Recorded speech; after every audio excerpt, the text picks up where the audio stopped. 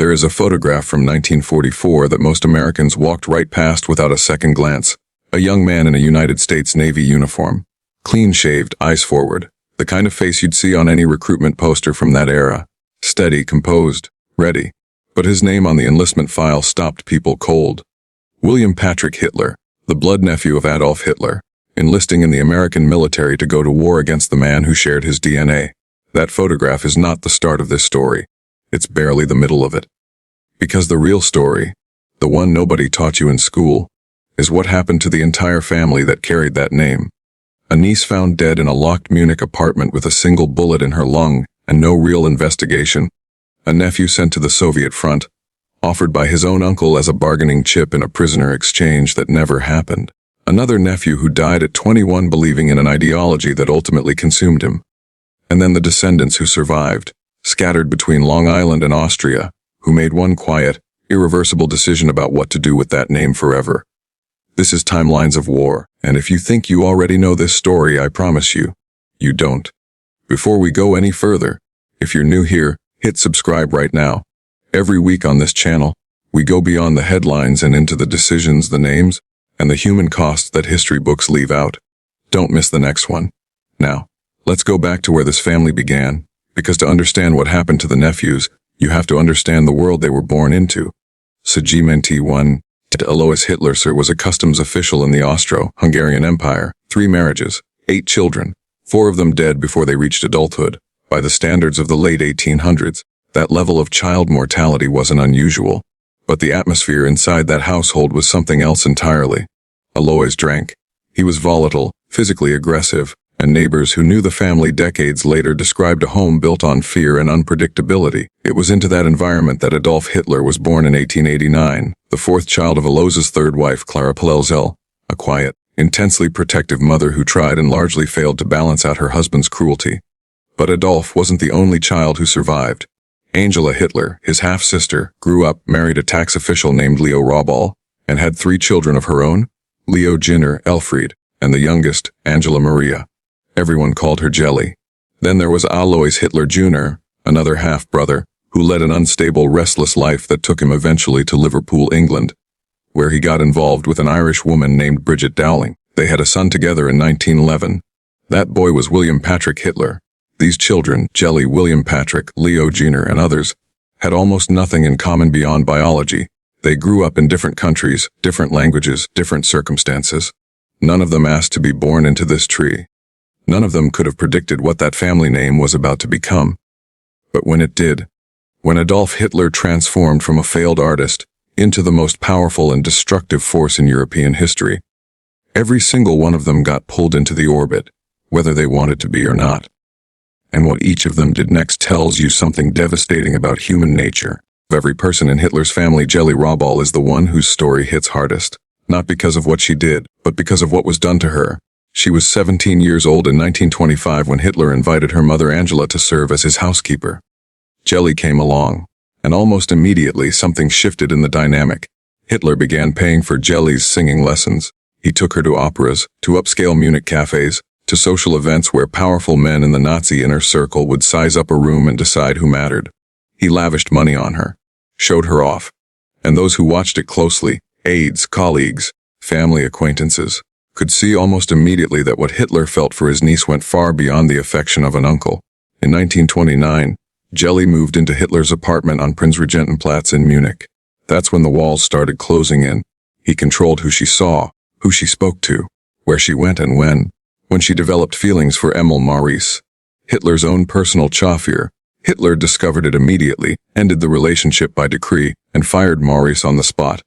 When Geli said she wanted to go to Vienna, not to leave permanently, just to study singing with a different vocal teacher, Hitler refused flatly, without negotiation. She was 23 years old and living in a gilded cage with no key. On September 18, 1931, the two had a fierce argument. Hitler left for Nuremberg the following morning. The next day, Geli Raubal was found dead in that apartment. 1 lung. The gun beside her belonged to Hitler. The case was ruled a suicide. There was no thorough autopsy, no prolonged investigation. The files were closed with a speed that struck many contemporaries as deeply suspicious. Theories circulated almost immediately that Heinrich Himmler may have pressured her, that the argument had escalated into something irreversible, that a possible pregnancy had pushed the situation past a breaking point. William Patrick Hitler himself later told American journalists there may have been a pregnancy involved, something that, if true, would have been politically catastrophic for the Nazi movement at that exact moment. Angela Raubal, Geli's own mother, never directly accused her half-brother, but she left one sentence behind that has haunted historians ever since. It could have been murder, or suicide under extreme compulsion. Those are not the words of a grieving mother who believes her daughter simply chose to die. What happened next revealed something uncomfortable about the man who ran the Third Reich. Hitler, by multiple accounts, collapsed. His inner circle quietly began monitoring him because he spoke of ending his own life. He stopped eating meat, said the sight of raw flesh reminded him of her body. He ordered her room sealed. Every year on her birthday and on the anniversary of her death, he sent flowers. Hermann Göring later testified at Nuremberg that Geli's death permanently altered Hitler's relationship with everyone around him. His personal photographer put it even more bluntly. If Geli Raubal had lived, the course of history might have been different. We will never know. Because she didn't get the chance to find out who she could have been. Now here's where the story turns. William Patrick Hitler grew up in Liverpool with his Irish mother, largely abandoned by his father Alois Jr. Before he was even 3 years old. He had no real relationship with his famous uncle, no ideology, no indoctrination. Just a last name and eventually an idea. In 1929, at 18, he traveled to Germany for the first time and watched a Nazi rally in person. Saw Hitler not as a distant relative, but as a figure radiating actual power. A year later, he received an autographed photograph, a gesture of acknowledgement. By 1933, with Hitler now Chancellor of Germany, William Patrick made his move. He relocated to Berlin, joined the Nazi Party, started asking for jobs, positions, favors, trying to leverage the family connection into something tangible. Hitler helped somewhat, got him work at a bank, a few other positions connected to the regime. But William Patrick wanted more. He wanted rank, prestige, a real seat at the table. When the table kept being pulled away, he made a choice that was either incredibly bold or spectacularly reckless. Probably both. He threatened to go public with a family rumor that Hitler's paternal grandfather may have been Jewish. The claim was never substantiated by historians. But inside the Third Reich, even the suggestion of that rumor would have been detonating a grenade at the foundation of everything Hitler had built. The FU her who had made racial purity the cornerstone of his entire movement, potentially carrying Jewish ancestry. It was blackmail, direct and deliberate. It didn't work. Hitler pushed back hard, pressuring William Patrick to renounce his British citizenship. William Patrick refused, so he went back to England. And then he did something that required real nerve. He wrote a piece for the American magazine Look, published under a title that left nothing to the imagination. Why I Hate My Uncle, a blood nephew of Adolf Hitler, writing publicly in 1939, declaring his hatred for the man at the center of the most dangerous regime on earth. Hitler reportedly called him, "my disgusting nephew." In 1939, William Patrick and his mother boarded a ship for the United States. He began giving lectures across American cities, speaking out against the Nazi regime, warning audiences about what was coming. But words weren't enough for him. In 1942, he wrote directly to President Franklin D. Roosevelt, requesting permission to serve in the United States Armed Forces.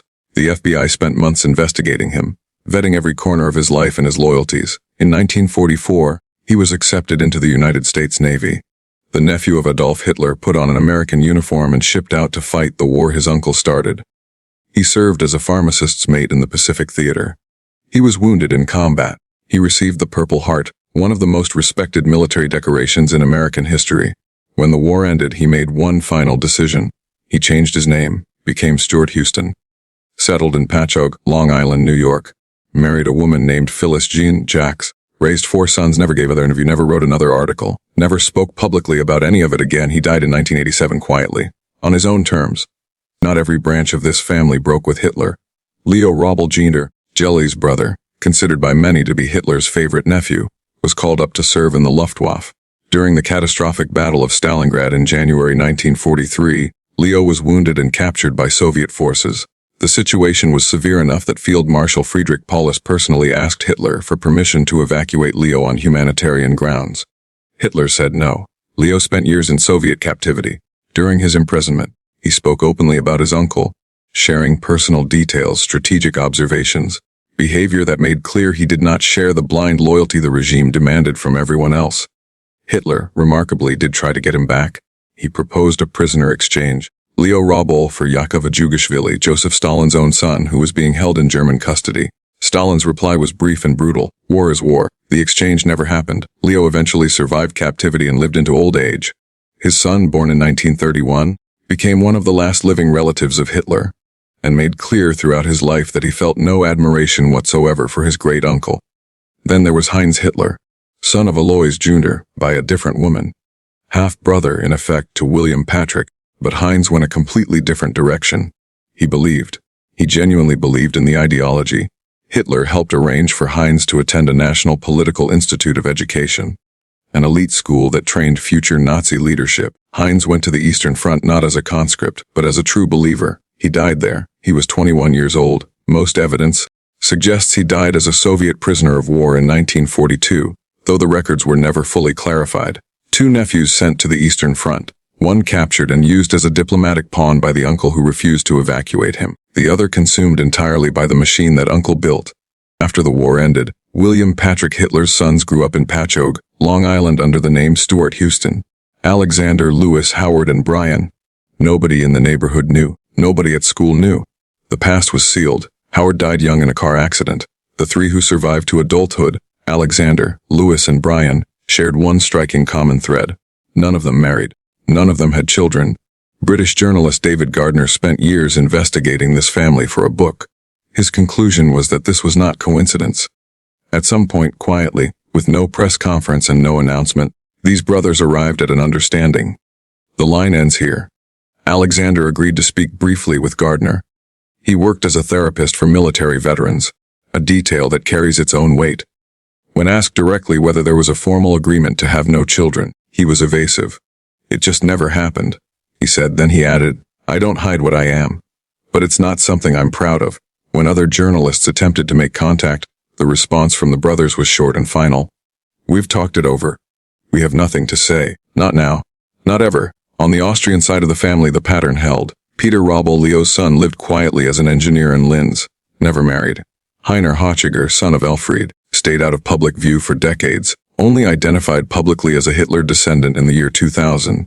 5 men, the last direct generation, none of them passing the name forward. In 2014, when Bavaria lost copyright control over Mein Kampf and the book entered the public domain, journalists tracked down the descendants to ask whether they wanted any financial recognition for decades of unauthorized profit from Hitler's writings.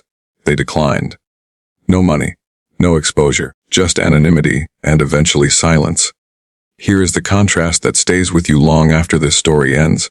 The people who were actually born into that bloodline, who carried that name not by choice but by biology, spent their lives trying to walk away from it. Some fought against it directly in uniform. Some survived it in Soviet prison camps. Some simply decided to let it end with them, quietly, without heirs, without legacy. And yet the groups who were never connected to that family by blood, who had no genetic link, no personal cost, no inherited shame, took that same name and turned it into a banner, a brand, an ideology to march behind. The ones who owned it by birth chose silence. The ones who owned nothing chose noise. In Patchogue, Long Island, men with the last name Stuart-Houston are growing old with no interviews scheduled, no memoirs written, no children to carry anything forward. In Linz, Austria, another descendant lives the same way. When the last of them is gone, that bloodline disappears. Not by law, not by force, by decision, the quietest, most personal act of accountability any of them could make. In a story saturated with violence, ideology, and the worst of human ambition, that quiet choice might be the most human thing in all of it. Now I want to hear from you. Which part of this story hit you hardest? William Patrick putting on that American uniform, the unanswered questions around Geli's death, or the decision these last descendants made to simply let the name die? Drop it in the comments. I read every single one. And if this kind of history, the real version, the complicated version, the one that doesn't flatten people into heroes and villains, is what you come here for, then subscribe to Timelines of War. We go deeper every week. See you in the next one.